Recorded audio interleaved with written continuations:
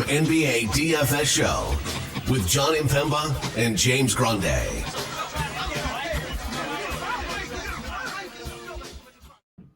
What is going on, FA Nation? Jon Impemba here with James Grande. Welcome into the Fantasy Farm NBA DFS Playbook Preview Show. Today we're looking at the 4-game main slate on Thursday. It is Halloween.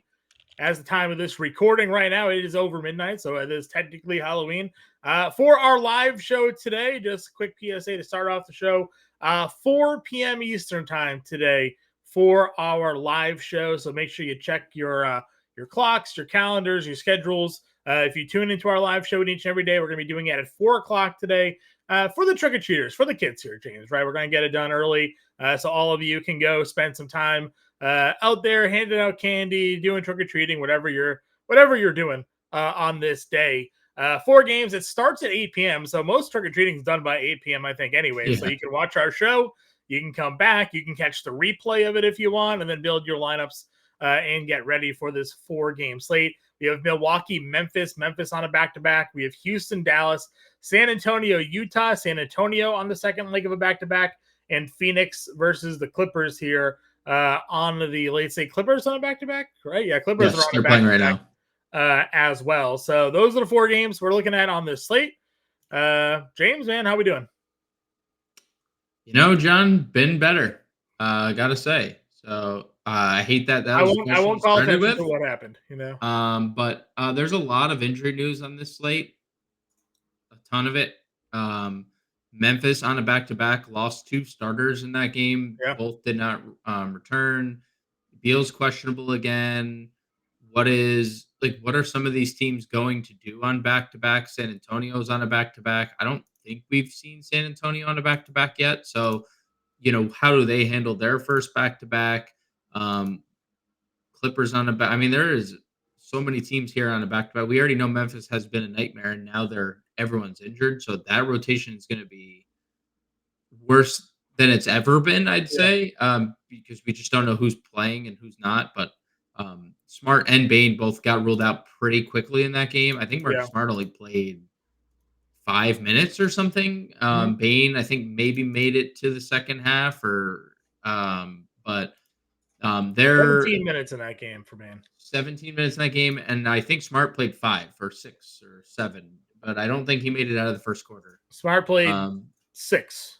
Okay, so yeah, I mean they're obviously potentially shorthanded. Larry Markkinen is questionable with the back injury that he only played 17 minutes with the other day. So there's a lot to sort out for it being a 4-game slate with a lot of teams on back-to-backs and not trustworthy teams. Memphis has been not reliable, just incredibly unreliable. Utah has been incredibly unreliable with injuries.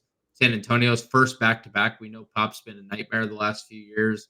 And this is the Clippers' first back-to-back as well. So second back-to-back. So I guess we shouldn't worry about that. Yeah, they don't have George and Leonard anymore. So, or at least they have Leonard. They don't have George anymore. So we don't think we have to worry too much about Do they have Leonard? I haven't seen him. Well, they're paying Leonard. So, sure. Yeah. All right. Well, starting off with the point guard position, by the way, this is a big slate in terms of spend-up options for you guys up over 10K, but Luka is 11-2. Last couple times, though, playing Luka Doncic has not been great. No. Utah, 5 of 22, just 43 fantasy points. Minnesota, 10 for 27. The 3-point shot, just 2 for 17 over the last 2 games. He got hurt in this game a few times. It was just sort of hobbling his way through, it seemed like. The Luka special. 4-game slate. Are you paying up against Houston here for Luka Doncic? Yeah, I'm not really worried about it. If he's not on the injury report and just he shot poorly, okay, move on, right? It's Luka. I played him against Minnesota. I'm basically saying I'd play Luka against the Monstars at that point because Minnesota is a good defensive team. So I am, as long as we get ownership or some value plays, then to make it a solid construction, then yeah, I have no problem getting Luka. Okay. And obviously there may be some value plays that we might not like it the way the Memphis plays their rotations. Right. Other point guards here. James Harden, 91, has been playing out of his mind. We'll see how he ends up playing tonight. Hopefully he makes it through in their matchup against Portland. here this evening. They are currently into the third quarter here, almost start of the fourth. In that game, Harden currently looking at 14, 5, 9, and 2 steals in that game there over 23 minutes. So definitely on his way to a full workload. Still rather competitive game, 85-79 in that one right now as well. Portland actually had a lead in a halftime, but the Clippers pulling away here in the third. So Harden's been great. Got the matchup against the Clippers.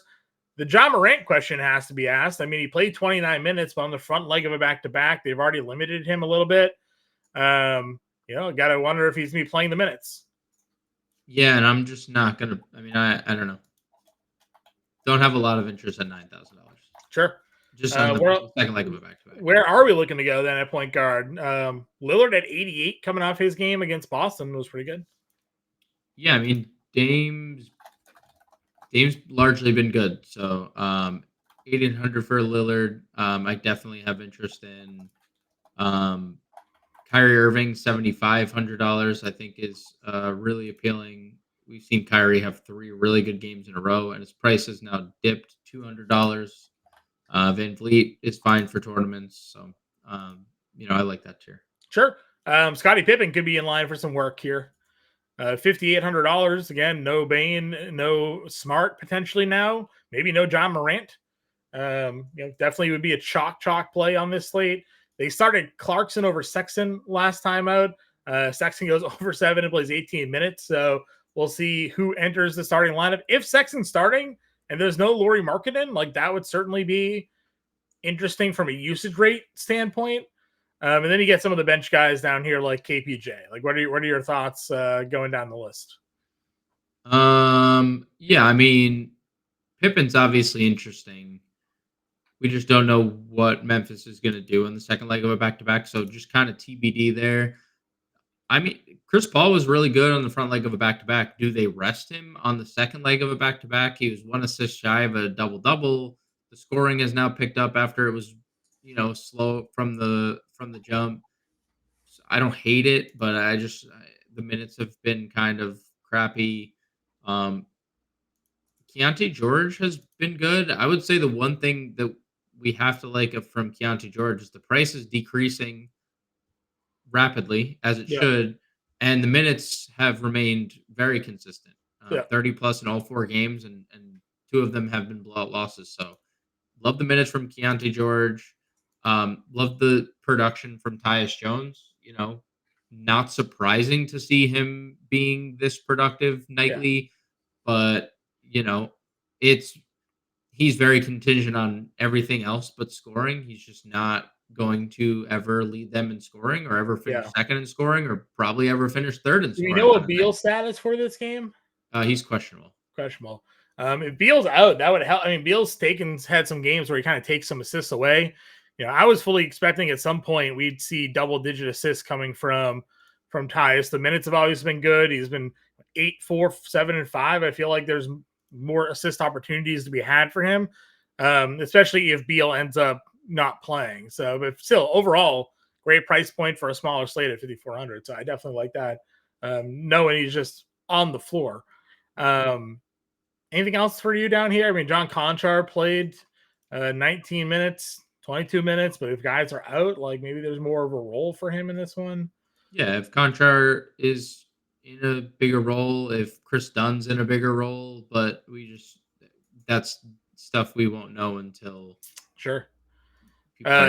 Shooting guard gives us Booker at $8,400. Cheapest he's been all season, coming off 33 actual, 20 or more in 3 straight games. Obviously, 37, 32, 42 fantasy points. 37, 42 is fine. It's a smaller slate.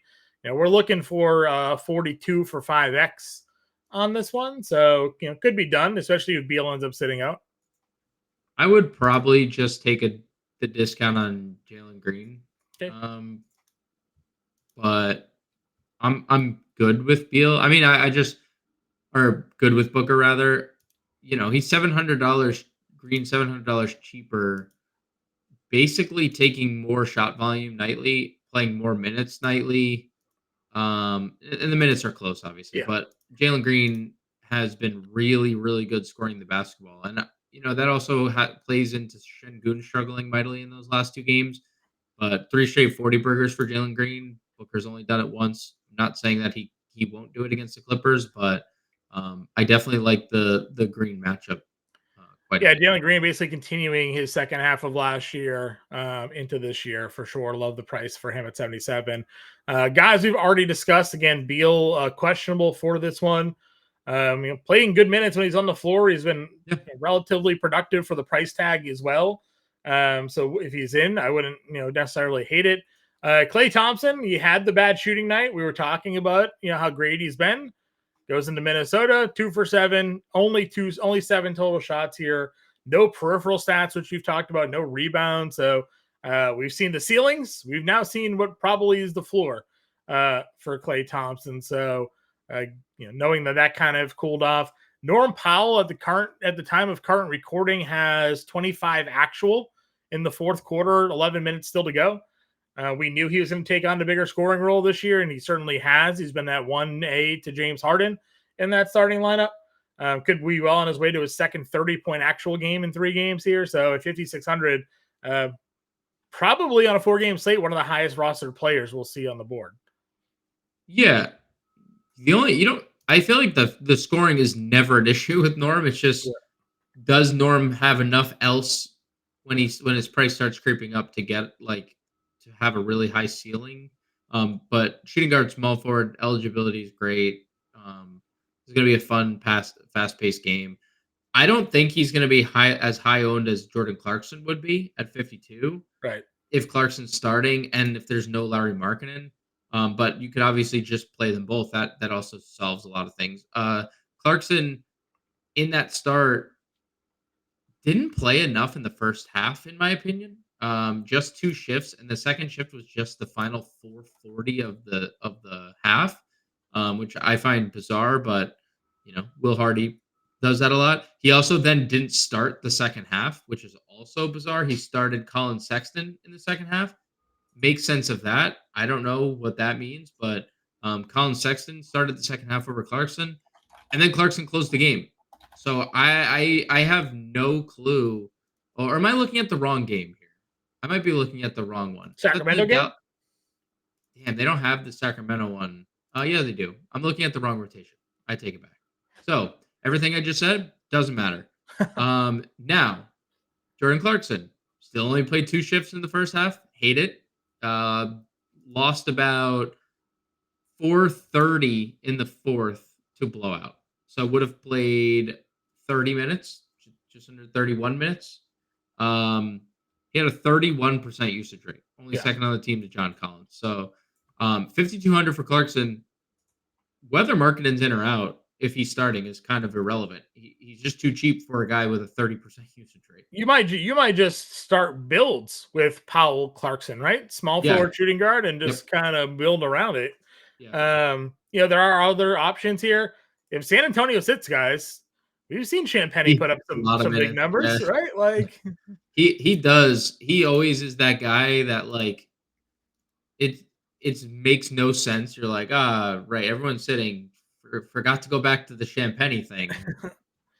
We hope it's Sohan, obviously, because he's established himself this year and is really having a good start to the year. If guys end up sitting out, that's probably the plug we want. But Champagnie or Branham or someone's gonna step into the starting lineup, that's probably gonna make some noise. Yeah, I mean, the condition you're playing Champagnie is if people sit. I don't think you look at the minutes on the front end of this back-to-back and you're very comfortable with it. Yeah. Big bad night for Castle. I watched a couple of minutes of him on the floor and I saw him airball 2 shots. I was like, nice. Not good there for Castle. But I mentioned Branham's down here. So again, we'll all have to see. It's 8:00 roster lock here. On this slate. We have no East Coast games. We have Central and we have West Coast. So let me ask you this. Dylan Brooks, 44. I got 2 questions. Dylan Brooks, 44. Only because the minutes are absurd. The minutes have been great. 2 games in which if you get 28 and 25 fantasy points at 4,400, you're super happy with, right? I mean, you're not like you're very, very comfortable with that production. Yeah, he's gonna be defending obviously guys that have the ball in their hand a ton, Luca, so right? fouls Fouls are a worry, but if because you're they guard Wemby because they guard him on Wemby when they play. yeah, I mean, we used to see Marcus Smart defend Giannis, right? Yeah. Like, and you're like, my not even really criticism of Dylan Brooks is like your calling card is defense. Where's your blocks and steals, man? Like you got 4 total. I saw Jalen Suggs have 6 tonight. First quarter. Where's your in the defense? In the first quarter. Yeah, right. Where's your defense, right? You're supposed to be a defensive guy. Like, where's your, and I agree with you. I mean, that's fine. Again, 4,400, super cheap, small slate. The minutes are legit, so you don't really have to worry about that.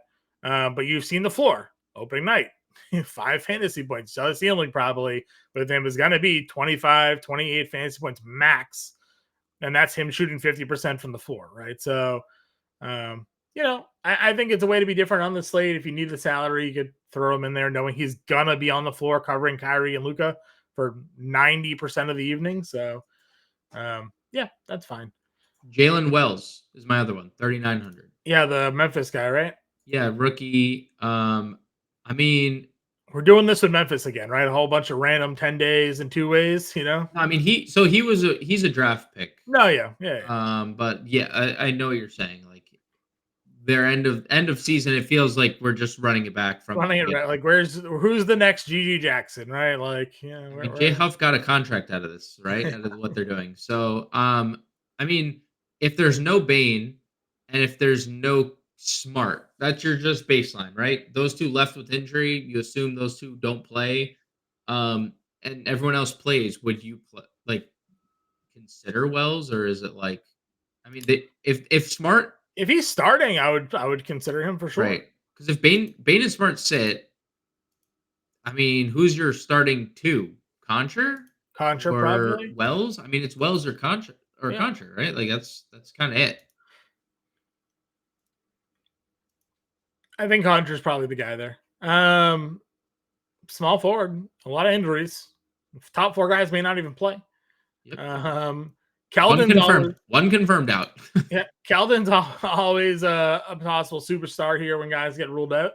Yep. 5,700. He's got a good roll off the bench just as is. Had some okay days when the rebounds are there, but it could be in for a bigger workload if guys are rested or limited. You can play Norm here at small forward. This is what I said. Might be just a spot where you plug Norm and kind of move on this slate here. A bunch of guys that come off the bench and make some noise. Tari Eason, Royce O'Neal have been pretty good. Derek Jones Jr. What do you think here? I think that this position is awful. It's the Norm Powell position is what you're saying? It is. I mean, it is. But, like, then you're just taking dart. I mean, your dart throw, Tari Eason for sure. Royce O'Neal has been amazing. But, like, there's also Grayson Allen's been in and out of the lineup. Him and his wife had a baby. So what does that cut into Royce? Beal missed the last game. What does that cut into Royce? Like, I understand Royce Lewis I would say Royce Lewis. Royce O'Neal is going to play, but how much with the Derek Jones Jr. is going to probably play the most minutes of anyone down here, him and Brooks. But like Derek Jones Jr.'s production isn't like always something you can rely on. So he's having another good game. This is back-to-back good games for Derek Jones. And by good, I mean like just fine for Derek Jones. But yeah, I mean, I really don't love any. I mean, we talked about Cody Williams too. 17 fantasy points. There's no discount, even in him starting and playing 30 minutes. I mean, he's just not good enough from a fantasy point per minute perspective for me to even like give that any look. So it is like Norm and taking shots at a bunch of guys. Like I would love to. Torian Prince is here. I mean, the minutes are there, but you see again what happens when he's not hitting all of his threes and his shot attempts go down to 4 because his job is to stand in a corner and wait and hope that Dame and Giannis pass up shots, right? Like that's what his role is on that team. So I'd almost rather, and for no reason. I'd almost rather just play Trent for like $1,000 more, just because he shoots 2x more than Torian Prince, and it's not even a lot. No.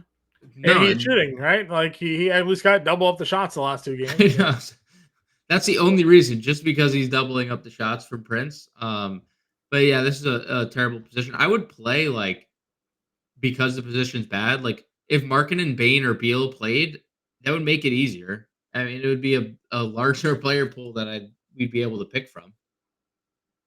No, I agree. Power forward. There's Giannis here against Memphis. KD gets the Clippers. See about Laurie. Triple J's on a back-to-back here. Again, I kind of feel like all roads lead to Jeremy Sohan if we're not spending up. He's against OKC, right? Like, you keep saying, like, all right, well, I want to see him do it against, a better team. Like back-to-backs against Houston, Dallas, all like Western Conference contenders. OKC in Yeah, that's OKC. the team in the West. Yeah. 17, 9, 4, and 1, 7 of 16 from the field, 31 minutes here. Probably would have been maybe a little bit more had it been a closer game at the end as well. Like, they hit on this kid. It took him a little bit, which is fine. Some guys take a little bit to develop. He came into the league young, and a couple of years, 2 years probably now is year 3 for him, right? So like, and they had him playing point guard. Yeah, I mean, they had him playing point guard. Messed up with all his positions half the time. Yeah, he's been fantastic, and 5,800 right here is a pretty good spot.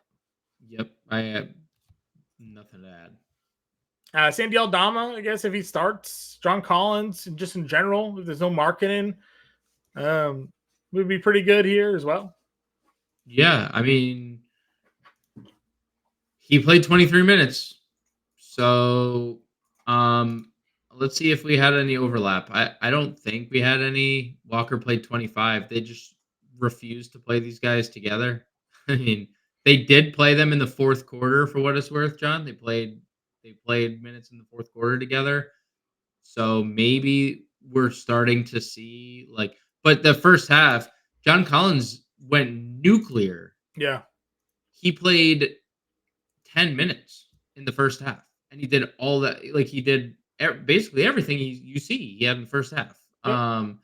You messaged me. You're like, everything I said all day today was play John Collins, and I somehow didn't end up with John Collins. Yeah, I actually ended up fine because I ended up on Sabonis. Yeah. So it ended up working. But when I saw those 10 minutes, I was like, man, how does Utah see this with the injuries that they have and not play him at power forward? It just doesn't make sense. But he now suddenly has power forward eligibility. So it's going to make it easier to play John Collins if we want. Agreed. Hopefully he keeps it. Anybody else down here? Again, they started Philip Kowski. For Laurie Markkanen, 27 fantasy points, 25 minutes. If there's no Laurie, you probably think they just start him again, right? Yeah. Ended up played the final 4 seconds of the first half, and then, as you mentioned, started the second half for Markkanen. Did play 4 minutes of garbage time as well. But obviously, if you think that this game has a chance of blowing out, which I don't think it does, but he's also going to play in blowout time. So we'll see what Utah decides to do with their lineup. But yeah, I mean, he's a very decorated college player, can space the floor, very tall, can rebound. I mean, they're going to run a monster. If he's starting at power forward, that's a big starting lineup.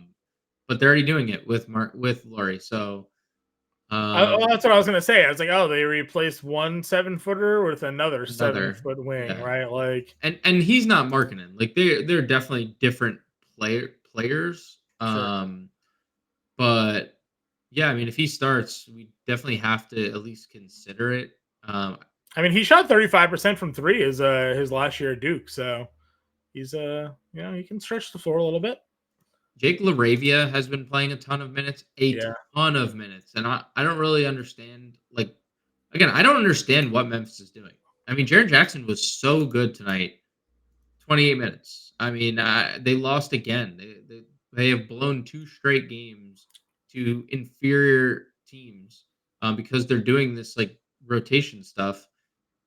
Why, Jake LaRavia, if he's going to play 25 minutes, there's intrigue because he's, 197 for 11. You see what all the peripheral stats are. He's a Yeah. great rebounding player. He's good at ball handling. And he made shots and he had 36 fantasy points against the Bulls in Yeah. 31 minutes. If there's guys out on a back-to-back, Laravia's in play because he's already playing. If Jaren Jackson were to sit, I mean, fire Laravia up. Fire Yeah, him it'd be to the interesting to see moon. where his minutes overlapped today too. Like if he was on the floor, maybe playing the 3 at some point, in this game. Sure. Because that could give him a path of possibly even starting next time out. He was kind of like the sole survivor of Memphis's contingent of last season, right? Like David Roddy's no longer there, and those guys, other when Vince Williams and Jackson are hurt. So, Laravia is kind of that primary bench there. After that, though, again, depth drops off. Guys we've already talked about, so nothing new for me to discuss. Nope. Yeah.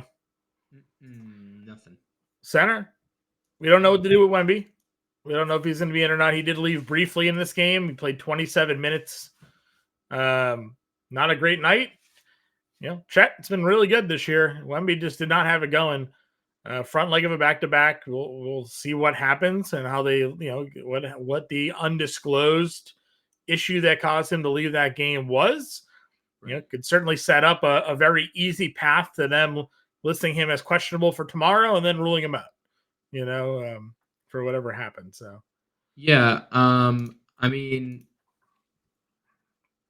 my gut says he plays, but who knows? They reported it as undisclosed, so maybe he had to take a poop. Sure. We don't know, but we will learn. The unfortunate part is, and this is what I hate about back-to-backs, the Spurs don't have to list their injury report like right away, so just go into the end of the night like not knowing what the Spurs like what the situation is until either he's not at shoot around or whatever, right? So they might not even have shoot around playing on a back to back. Right. So yeah, I mean Wemby's fine if he plays. I have no problem getting there, but obviously hasn't only one game he's paid off, 20 rebounds. It's not too bad. I fully expect Şengün to like kind of just be firing on all cylinders again after 2 Wemby games and foul trouble. The second one, I mean, he was really good in that first game.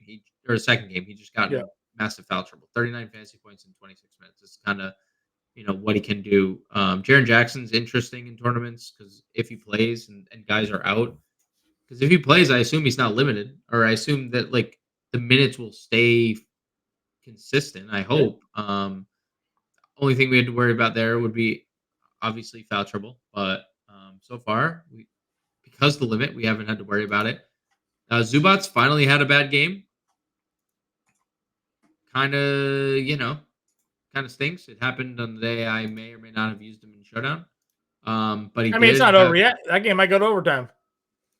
It's a 1-point game with 4 minutes to go. He's got. I used him as my I used him as my captain. Okay, sure. Captain. You need to go a little nuclear there, probably. Yeah. But definitely okay. Nurkic is not a great defender. Also, they took Nurkic off the floor the other day against the Lakers. They literally played Plum Dog over him in the second half. Plum Dog didn't take any shots, 0 points. He also had 10 rebounds and played over Nurkic. So hard to trust Nurkic. Portis barely played the other day. Man, Jabari Smith's price is getting down there, huh? Jeez, 5,900. 59. Blocker Kessler's 57.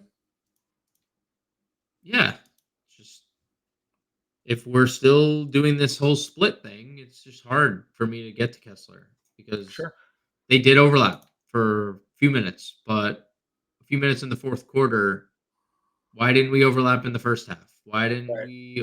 Why don't we just overlap to start the game with John Collins? Like, it just doesn't make sense. Obviously, the Dallas centers are here with Gafford and Lively. If there is no Wemby, Zach Collins at 46 would be pretty appealing as well here.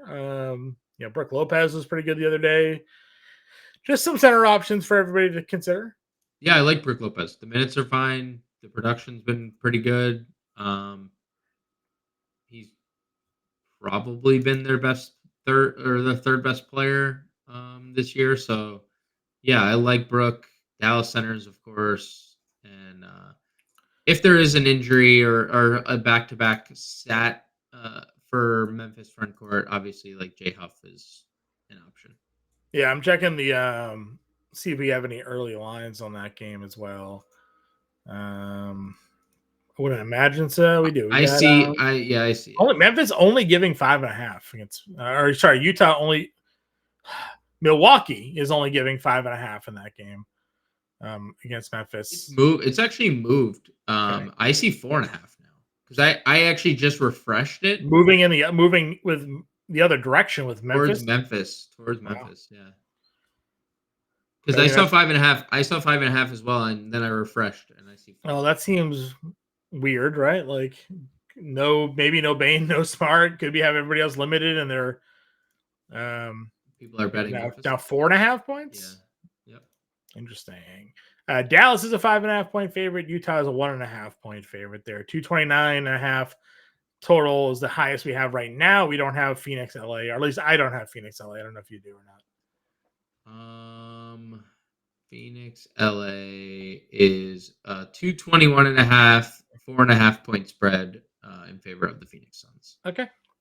Well, let's build a lineup. I mentioned Norm at shooting guard, and we had Clarkson.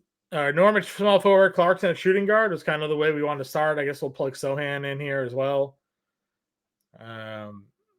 You were fine going back to the Luka well, so going back to Luka's 55.50 a play for a center, guard, forward, util to kind of build out the rest of our lineup here. Did we have any other? Probably Filipowski, right? Yeah. Sure. I'm just assuming given if he's starting, for sure. I'll put him in a forward spot. He can't play center, but we'll put him in forward for now. 58.33 a play here. Do we have any other values that we liked on this slate? I know we definitely talked about a few under 5K guys. You mentioned Derek Jones as a possibility. Yeah, I mean Brooks, Jones, Laravia. Yeah, let's do Laravia because he's just been playing anyways. So I don't mind that.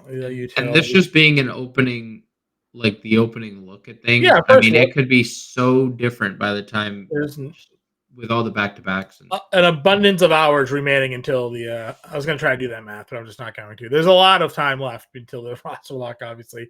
Recording at midnight here, and there's an 8 p.m. roster lock, so things will change. Guard, probably just go Pippen, because I just have to assume. Yeah. And then that would leave us Zubac. I don't think we have any problem going back to that, right? No. All right. Doncic, Clarkson, Powell, Sohan, Zubac, Pippen, Filipowski, Laravia, $600 left over. An example lineup for everybody here. Again, we'll be live at 4 p.m. Eastern time for Halloween. So make sure you check that out as I click the scary Halloween font button on our show. We got the 7-day free trial going on. We got the 7-day free trial also. FantasySlam.com/win, promo code Let's Go. Get that first month after your free trial for less than $20. Good luck with your early research. We'll be back again 4 p.m. Eastern time. We'll talk to you then.